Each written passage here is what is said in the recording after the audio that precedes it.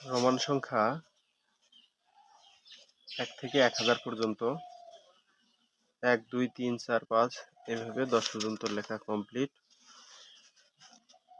10 যখন হবে 10 এর জন্য x লিখব, 50 এর জন্য 50 এর জন্য সরি l লিখব,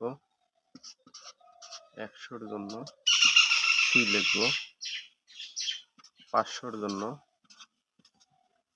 d লিখব, 1000 এর জন্য